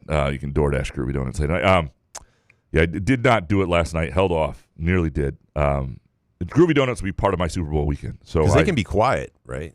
They don't have to ring your doorbell, the DoorDash. Yeah, and you can wake up the wife. They can just put it. Ring camera. Just turn the ring camera off. That's what sometimes it's like Ocean's 11, like you're committing a crime or something. I go grab the ring door camera like it needs to be charged and put it on the charger, and then you bring the food in. But that's what I do with Groovy Donuts. Elizabeth has probably figured that out. Probably. Big John Hogg, both of you give me some sort of food to make for the Super Bowl. I need ideas. What do you got? Dude, we just got a Ninja slushy machine. So we're going to have homemade Frosties on Sunday. Also, Big John Hogg, taco bar. If you're having a certain amount of people over, we got a taco bar with the little warmers that people, you just scoop up and they can come out to the kitchen area and serve themselves. So. Yeah, my wife does a really good dip, and I don't know everything she puts into it, but it's a really good. Just hammer it. You've never asked what's in it? Well, I knew it's the fattest guy thing ever. Yeah. Just she makes this great dip. I don't know what's in it. Like you've never just been like, baby, hey, this is good. I don't remember I don't remember it, but yeah, it's very good. It's no question. Do you know anything that's in it? There's some cheese. Yeah, but is it like a beans or like what is? Yeah, I think it's a bean and cheese. Unbelievable. Yeah. This guy. Yeah. All right. Yeah. Hopeless Fanatic. Did you not want to give it away or something? Or? No, I just literally. Does anyone else find that bizarre that he has no idea? You couldn't tell me after one bite. Explain to me what's in it, Graham. It's a bean dip. He just goes, Hopeless Fanatic, what do you guys lean on besides the sports, MGs, groovy donuts, Hallmark movies, etc., to survive the dead of winter we are in currently? Sports, golf bets. I mean, like you named a lot. You named all mine at least. I mean, it's pretty much all I need to survive. But treadmills, going to a gym occasionally to shake things out definitely helps. Little bit of a muskox flannel every day gets me through it. Trees. Travis Kelce broke his chair while recording their pod. Of course, she's writing in about Travis Kelce. Their pod is Graham, the trendsetter of broken chairs while on a podcast. Well, I got this here. Hold on. Give me some off. Give me some off. Hold on. I wish I had the ability to do that. I know. I wish you did too. That would have been great. All right. Show for like dogs where they like trot them out. And, like, they do it for like horses too. Oh, holy smokes. That was a real one. Are you all right, Trev? You went through it? We're good. You good? Taylor's going to kill me. There you go. I've never actually collapsed one on air. I mean, I've collapsed one. It was a big deal because he was a huge guy, and I just broke my chair. I don't know, dude. Wow. Not like sweet the national championships on. Oh, I can't wait for this. It just happens. I just broke my chair for real. This is not good. They just explode under you, though. That's amazing. Taylor's going to kill me. T-Bone's dad. How will Elizabeth interrupt Graham's train of thought today via texting? We've encountered rugs and recliners, perhaps appropriate brand of treadmill lube, or wanting him to explain a charge for a broken chair that LSJ won't pay for. Yeah. I haven't got anything today. Do you talk to her? Did you ask her like last show? Like, yeah, when you go home, you'd be like, she knew she was sometimes she's like, I didn't expect you to respond right away, but I'm like, but it's like, I don't know if you need it right away. Like, that's the problem. Like, it's she's got to put like 911 first if she texts you and it is important, right? Somehow she needs to tell you. Like right now. How many times have her texts been that important? Occasionally, because you're okay. It's like me when I order like a new channel for French or Mexican soccer or whatever like that. The automatically, like, even if I do the order, you know how you get a code sent to your phone? It gets sent to her phone.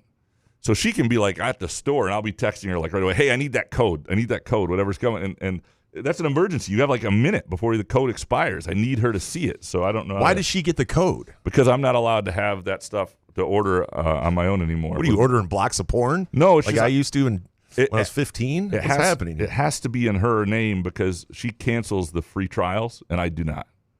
So like if it's an $80 a month deal to have this thing that carries certain French league soccer, but it's free for the first 7 days, and I want to watch a match, she'll take care of that, and I won't, and we'll pay $80. That's the difference. I love that we've done 1,111 shows, and we just every show we kind of learn get a little piece of your inside of your marriage.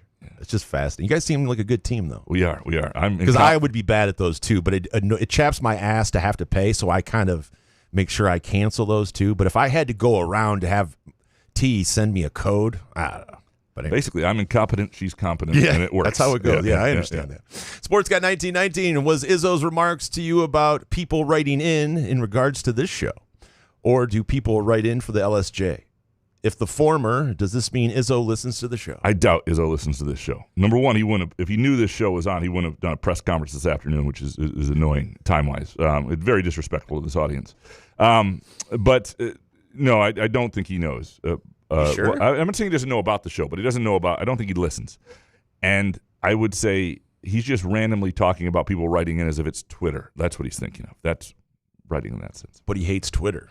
He does, but he doesn't really understand how it works either. So this is what he thinks happens. Like people write in on Twitter, and then we hear it. I don't. Yeah. I just want to say that Tom Izzo listens to the podcast every once in a while. You think so? No, I would hope not. No, I'm just saying it would be great to think that. I mean, Steven does, but not Tom. Steven Izzo, yeah. So Steven probably tells him a couple things, right? Yeah, about the show. Yeah, Steven, tell your dad to push back his press conference like 20 minutes today. Scott Urquhart next. Izzo says, don't coach my team, and then he tells you what to write in articles this past week and what will get clicks. Will any of the writers go back at him and say I know what the fans want to read? Yeah, he is not going to be a digital director for any news organization. I'm going to tell you that. Because first of all, clicks are not what drive. I mean, subscriptions drive our bottom line more than clicks these days. In a lot of realms. He doesn't understand this stuff. He just. Why don't you write something? Why don't you write something? And he thinks all our editors are asses who demand we get clicks all day. I have great editors who never demand anything like that from me. They understand it, and I understand the business model as well as they do on this stuff. So Izzo has his world. He's a Hall of Fame coach. He is not a Hall of Fame newsman. Could he do any worse though? Well, that's a fair question. Some of us are pretty shitty, and sometimes I'm not you. Good. I'm just saying people in charge of some of these newspapers. Oh yeah, no. Well, yeah. I mean, yeah. Yes, there are definitely. God, man, the stuff going on with WAPO right now. It's annoying. Yeah. Tell the people at home what WAPO is. Washington Post. Oh, sorry. Yeah. It's annoying on several fronts. One, because Jeff Bezos. You guys didn't see this coming. That's what's most surprising. Well, that's what I feel for you guys. Right. Like you guys had no idea that. Well, Jeff Bezos is a shitty owner. And there's no question about that. And it's too bad that billionaires who only care about their own power and not accountability want to own newspapers. And that they shouldn't be allowed to. Frankly, if you're going to cut people like this, you'd have to try to sell first. Besides that point, there are lots of people talking about the Washington Post as if it has any relevance to a place like Lansing or Peoria or Detroit. It's an entirely different type of organization. And I mean, it's a newspaper, but it's not like in mid-sized towns and even big markets. It's a different model. We have different issues. It's just not all that relevant to what we're dealing with on the ground. And these sort of broad-based, ideas about what's going on in news based on what the Washington Post is or isn't. It drives me fucking fuck. July topic. Yeah. Scott, what is the significance of USA Today now owning both Detroit-based newspapers? Has this happened in other media markets? Is it something that eventually leads to consolidation to one paper? So, Scott, the key to this show, it's kind of like Fight Club, right, is we don't talk about Fight Club, right, is the number one rule. The key to this whole show talk about Los.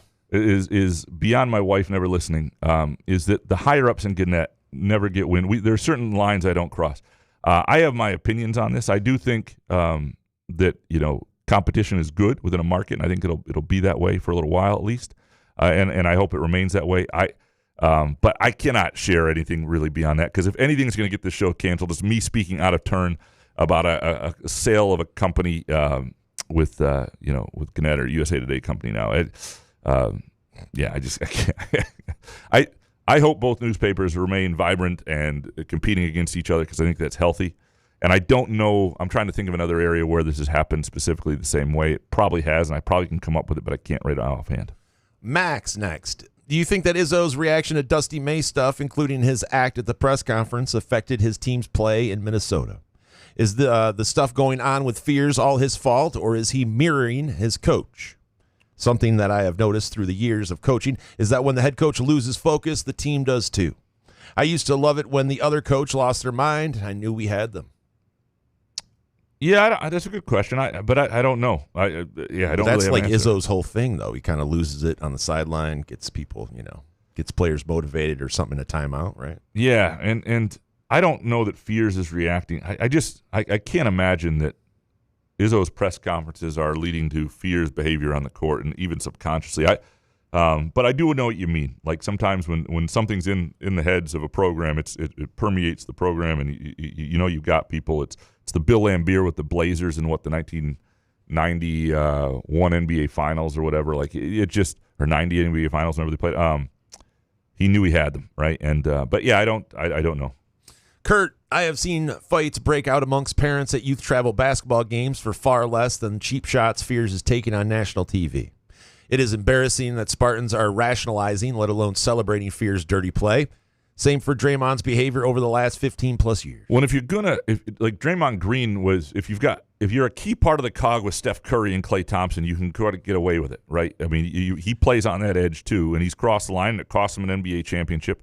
It also won them But what about Draymond's legacy, though? I mean, it's just getting tired, some of the stuff. Yeah, but Draymond's legacy overall is going to be fine because he won championships. Sure, he's going to be a Hall of Famer, but I'm just the way you think about him. But Fears hasn't done that yet. And Draymond Green, he won the Warriors, 2 championships by getting kicked out of that. How many championships did they win in? Yeah, 18-19, right? They won. Yeah, so because they don't get Kevin Durant if they win that championship that year. So by getting kicked out of that finals and LeBron winning it, that allows Kevin Durant to come to their team. And maybe they won one. I'm blanking out right now. But overall, yeah, his antics have been an issue for them. Obviously, the Jordan Poole situation is a great example. That sunk that team. That changed that culture. That screwed things up. That's a huge problem. And that's a different level of egregiousness. But, people shouldn't celebrate cheap shots. They shouldn't celebrate behavior that crosses a line. You can celebrate having an edge and getting people's head and the competitiveness and gamesmanship, but there is a difference, and people need to understand it. Janet from Northville. I am so tired of zillionaire college coaches. Northville. Both men's basketball and football, whining about tampering, the portal, and kids seeking to maximize their comp.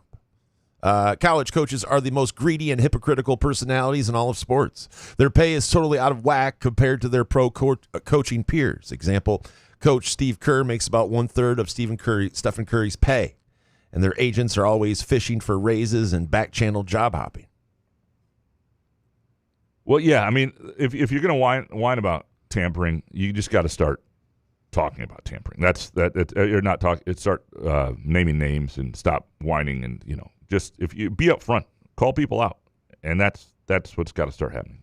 I mean, I get why you're frustrated by this. I think sometimes coaches have a good point though, and the problem is a lot of them are part of the problem, and so that also. I mean, Lane Kiffin's the main reason, right? Well, people are kind of losing their coaches too. Yeah. Well, I understand, but Paul, I really hope Izzo suspends Fears. His dirty play is overshadowing all the progress he has made. And now it's almost all about him instead of the team. Now any success this team has will be overshadowed by Fear's dirty play. I hope Izzo does the tough love thing, even if it means we lose a few games.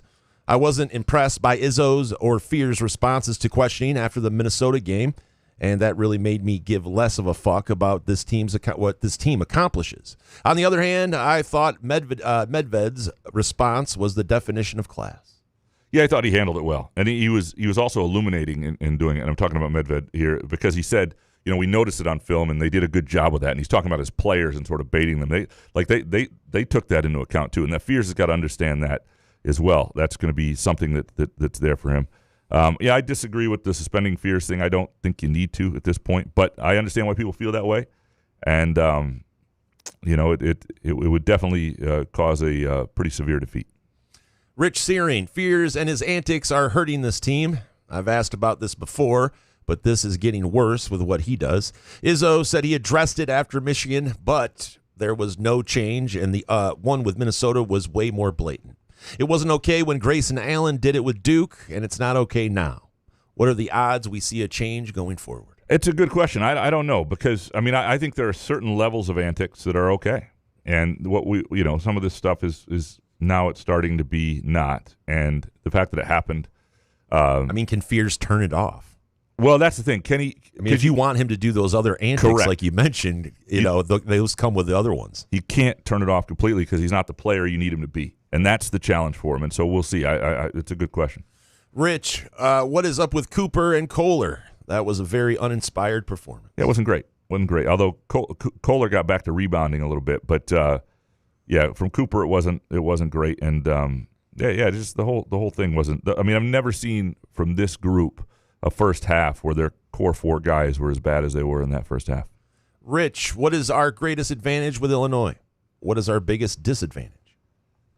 Well, the disadvantage is the way they play offense is next level stuff. They've got great guards. They've got a freshman guard who had 46 not recently and 28 the other night, and it's just been tremendous. And with 9 of 11 threes in the game, and they've got bigs who aren't. I think the advantage is Michigan State's bigs. I think we'll do fine against their bigs. I really do. I think physicality wise, rebounding wise, they'll be okay. The disadvantage is I think Illinois' backcourt and the way Illinois moves the ball is trouble. They're the number 1 offensive team in the country. Jay Riemenschneider, is this the best freshman class ever in college basketball? If they all choose to leave after 1 year, they could very well make up most of the lottery picks in the draft. I would doubt it's the best freshman class ever. It might be. It's a good one. It's supposed to be a really good draft before a not great draft, and some of it's pretty pronounced. The top 3 or 4 picks, but yeah, it is a really good class, no question. Next one from Jay. Do either of you know how to weld? I'm learning it now for my job, and it's really an art form. And Graham, we don't want to hear some made-up story about you having to weld a Cadillac trunk shut with a dead body in it while working for the mob in Chicago. Actually, we do want to hear that story. Absolutely. That would be a good story. I don't have that story because I've never done that. I do not know how to weld. I do not know how to do much. I have very few skills that are I mean, part of the reason I stay in this job is because I have no other skills. I mean, I also like the job, but I'm just saying, like, I don't even know where I would begin. With welding? No, welding would not be it. Oh. Like, I would, weld my hand to something accidentally. It would go poorly if you can do such a thing. Mojo Jojo, given handshake gate, what's the telltale sign Izzo really hates another coach? He hated Bo at Wisconsin and never knew why. And then he liked Bo at the end. Like, if you stick around long enough. I mean, you saw Bo Ryan, right? Like, you'd have no idea why that he hated him. Well, he didn't like Bo at the beginning because it was kryptonite. He could not beat Bo Ryan. And they kept blowing leads, and I think it was that as much as anything. I mean, I'm sure there's some other little things, but like, because by the end, basketball maybe. I've seen with a few guys where he doesn't respect how they do it, and you can just tell because Izzo is really gracious without being prompted about coaches he likes. And often it's the absence of comment that gives it away with certain guys, and you can suspect it. And it happens in the NCAA tournament once in a while with guys you think, I don't know how he thinks about this guy, and then Izzo doesn't really have a great compliment, and then or you can sort of tell the things he leaves out when he compliments somebody, or how he talks about him. That's usually a sign. Mojo Jojo, anyone have Graham going into a rabbit hole on Little House on the Prairie on their 2026 Couch in the Rube bingo card? I love bingo cards. How about him calling a pro tennis player a booblik or talking about Elizabeth's love of rugs live on the air? Love you, Graham, the most entertaining journalist in podcasting. Bublik, by the way, is an actual player. His name is Bublik. Bublik. It's B-U-B. Anyway, but sorry. Oh, really? I thought you were calling him a booblik. I was not calling him a booblik. That was not. It was, would that be offensive to call you a booblik? Boobliks are enjoying. Maybe it's a compliment. You're right, yeah, it is a compliment. Now when I see you every day, I'll be what's like, up, buddy? Hey, Bublik, how you doing? It's better than this. I do hear your voice in my head when I take a shit. Much better. Yeah. Yeah. Yeah, booblik. Yeah, we were. My parents read all the Little House on the Prairie books to me when I was a kid. And by the way, yes, to answer your question, Mojo, I had all of that on my bingo card. Yeah, I did. Mojo, Graham, is it true you'll be giving VIP treatment to the winner of the Couch in the Rube March Madness Bracket Challenge in the Champagne Room at Front 43 and Casking Company? Cue that beautiful March Madness soundtrack, Jason. I don't have it. Yeah, I will. That would be. We'll have to figure out what that is. I don't know if that would be it, but something Front Couch will just do the contest and then wait until the winner, and then Front 43 and Casket will Company have to make stuff, and then we'll have to send it out. Front 43 and Casket Company can definitely be involved, and same with Groovy Donuts, of course, because those are amazing gifts. And by the way, this weekend again, if you're looking for a place where you want to be amongst friends during the Super Bowl, or just have a drink, or watch any of the games this weekend, Front 43 and Casket Company. Ken Chu, have you noticed for the last couple of weeks, Izzo has been saying the elephant in the room instead of the white elephant in the room? Back to the white elephant in the room. I have They don't want noticed. to deal with the white elephant in the room. Dude, he listens. I don't. Steven Izzo is telling his dad, seriously, you've been saying this white elephant in the room. Yeah, possibly. Yeah. No? Come on. Why do you want to? No. All right, Dave Berwaldi, how much influence will Jeremy Fear's parents have as he deals with the fallout from his recent on-court antics? What else do you think might be enlisted to bring some wisdom to bear there? Yeah, I don't know. I imagine he talks to his dad and mom and all that stuff, and he's I don't know what they'll say to him. And his dad was a point guard. I have no idea. I'm sure Izzo will have a conversation. They may bring in Cleaves or somebody who's been somebody who plays on an edge. Maybe he'll talk to Draymond. I don't. It's a great question. I don't know. Maybe we'll find. What would someone out Draymond say? Keep doing what you're doing. What you're doing, yeah. Mad C, why are some MSU fans so butthurt when anyone is critical of MSU basketball? We haven't won a title in 25 years, and this team hasn't beaten a ranked team since Thanksgiving. That's why you need a Matt C in your life. Yeah. You know what I mean? That's why I love Matt C.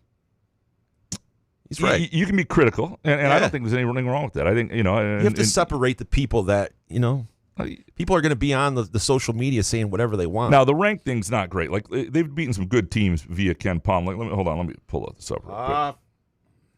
I mean, rankings are all bullshit by ignorant folks, so let's not get into that. Washington was a top 50. Top was top 35. USC. I mean, they haven't been beating great teams, right? The schedule hasn't been amazing. There's no question about that. So Iowa is top 15 Ken Palm right now. And they beat Iowa after Thanksgiving. But your point is taken. Matt C., how much fraud is in the MSU athletic department? Where is all the money going? It's certainly not to the players.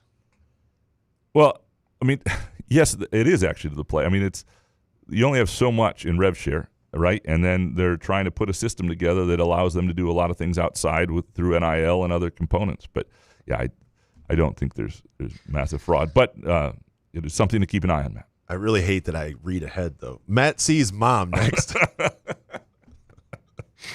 It's just a game, sweetheart. It doesn't reflect on you as a person. Why do you have to be so high-strung? We raised you better. You want to have a heart attack by 60 like Uncle Dennis? Take deep breaths when you feel like this, honey. You are still worthy no matter what MSU Sports does. Appreciate you, Matt C's mom. Matt C's mom's Twitter? It's from Blue Sky. Blue Sky. So, yeah, Blue Sky. Matt C's mom's on Blue Sky. I love it. Oh, man, that was great. Richard Kane, how much was Izzo supposed to offer Jace Richardson to stay another year? Draft value may never have been higher. He got a contract for $15 million plus for a 1-year deal. It likely would have been taken well over $5 million, probably more. Does MSU have anywhere near this kind of money for any player? No, it's right. There was nothing they could do to keep Jace Richardson. We can't talk to Don Williams? I mean, come on. I mean, I don't know. I just feel if I was a billionaire, if I had a ton of money, and like Jace wants to stay, how much? $5 million? I'll pay it. So that's why I don't have $1 billion, I guess. But I'm, I don't get it. Like, come on. Izzo's second natty. He's like 70 years old, dude. We don't, you know what I mean? Like, what are we saving the money for? Yeah. No, let's ride. Yeah. Maybe, I mean, would $10 million have been a conversation? Probably. I doubt they were going to do that, but. Dude, done. I would have done it. Okay. Jason Ishbia. Yeah. Yeah. Let me into the family. Give me $500 million. Richard Kane, can Izzo tell the Twins apart? And is either MSU plus 5,000 to win the national championship or plus 1,300, same as Vandy, to make the Final Four good value? I would say it's not great value if you're not an MSU fan. I mean, the 5,000 win a national championship, fine, throw a few bucks. 1,300 is not bad. Like if you're going to be if you're an MSU fan anyway, there's throw $10 on that. It's fun, but there's probably better value out there if you're just a gambler. Travis Maynard, can we revisit the recruiting over Kerr Tang issue? He was never expected to start. It was always going to be Jace before the year he had, and Kerr doesn't start anyway. So would replacing Jace even be recruiting over Tang? Because a guy like Lamar Wilkerson changes everything instantly. Yeah, no, it's a fair question. And the Kerr Tang, what they didn't do with the 2-guard is affected this season, and what they don't have there in terms of depth. And obviously the Jordan Scott thing has been a revelation to some degree. And what he becomes for this team as the year goes on is really important. But there's no doubt this is a conversation that this is where they missed this year, right? They did not have a 2-guard. And Izzo's talked about it repeatedly, but he's the guy who can do something about that to a degree. Now, what that would have cost, and because you're paying your core 4 something, and I have a sense of what it is, but you're paying them well. But if the cost to bring in somebody at that next level is double that, and now you've got to double those guys, I mean, there is some stuff that I think they worry about. But yeah, there's no doubt they could have done more at the 2.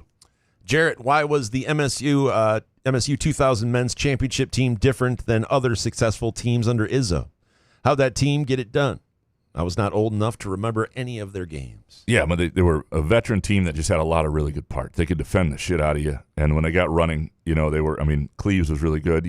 Morris Peterson, they had 2 All-Americans. Jarrett, you need to crush some tape. Yeah, they had 2 All-Americans. They had guys who could score in the post, and Andre Hudson, they had a shooter. And A.J. Granger and Charlie Bell was a really good all-around guard who the year later turned himself into an all-American point guard, even though he wasn't a point guard. So they had a lot of stuff going, and you had guys like Jason Richardson coming off the bench in very limited roles, and so they just had a lot of good pieces and a lot of high-end pieces, and they fit well together, and they had a lot of sweat equity. They had sort of year before was the Final Four, year before that was Sweet 16, right? The year before that was the NIT. They'd sort of come together, or they'd sort of grown up together a little bit. Gundy, if the Spiro rumors are true about Dusty May tampering with other players, would anything even happen? I see no punishment coming for even the most egregious circumstances. Is that what Spiro's doing now? What's that? The Dusty May thing? Yeah. Well, I've said I'm not going to go into Dusty May on this until if Izzo wants to say publicly what he really thinks about Dusty May and this sort of stuff, then we can have that conversation. But until somebody really goes there, or until there's some evidence of it otherwise, those are my rules. Well, I just think that a lot of coaches are doing the same stuff, and to say, Dusty May's just doing it better than a lot of people. So if people are pissed about it, then they should speak up and be specific. Tim next. Graham, after hearing that audio from Izzo's presser directed at you, I want to apologize for giving you such a hard time about carrying water for Izzo. It is clear you do this out of fear. LOL. He had you stammering like a motherfucker. I stammer because I can't speak. I don't stammer out of fear. I stammer because I struggle to. Couch talks the same way to me when we leave and we talk 100%. about doing the next show. It's just like, that's who he is. I mean, the fact that I'm doing a podcast is ridiculous. It's like a disability, and yet I'm doing a podcast. Like, ask my wife about telling her a story. Like, sometimes the other day I told her something, and she said, I think you told half of that story in your head. I struggle with this component. So, yes, it is not. So fear. it makes the podcast great. Yeah, it Come does. on. Okay. It does, dude. It really does. Right. Doing 1,100 shows, I think we have to do it. Tim, if Izzo had the same exact resume minus the national title, would he have been fired by now? Or would MSU fans still look at finishing 2nd to 8th as some impressive feat like they currently do? It is impressive, by the way. Is this Jay Riemenschneider? No, Tim's a Michigan fan. But, 2nd to 8 is pretty good. It's as much as Beeline ever did at Michigan. Finishing 2nd to 8th is very hard in college basketball. They would be frustrated that he had never won the big one, for sure. But he would not have been fired if he had. So he's saying the Final Fours are not impressive, is what he's saying. Yeah, right. All right, Matty B, do you believe Tom is doing everything he can for a second national title? I'm not talking about late night film or recruiting hard. I'm talking about using his rep as a coach and available money to its fullest extent. We're very good, but like the Lions, we're not taking the next step to be elite. I think he thinks he's doing everything he can to win a national title. But when you go into a season with Kurt Tang and questions at the 2 guard and they don't things don't come together, there's a legitimate argument that you didn't do enough. I think he thinks this is the best way to keep culture, keep a program, have a program that has a chance. I think he worries about losing other components of it if he changes too much.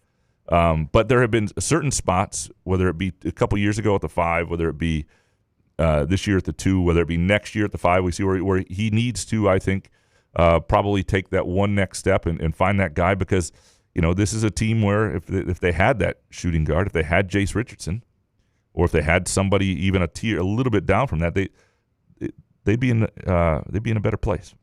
Matty B, is Michigan the last school to be preaching about accountability? You see why we hate these people? Well, there is some hypocrisy, but there's hypocrisy everywhere. But yeah, there's on the show. Yeah, this show is full of hypocrisy. It was almost all we are. It was almost the name of the show. Hypocrisy and Rube.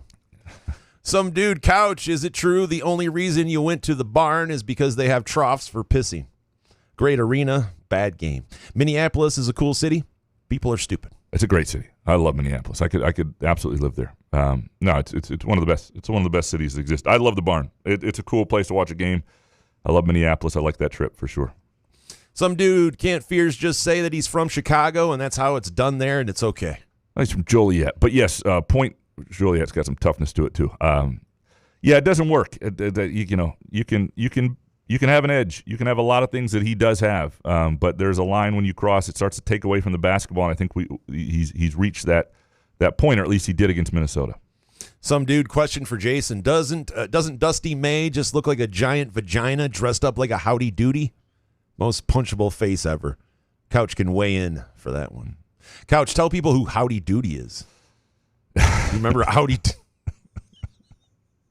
Now that, seriously, people have compared Dusty May to Howdy Doody, and I can't unsee it. But I don't think his face is as punchable, though.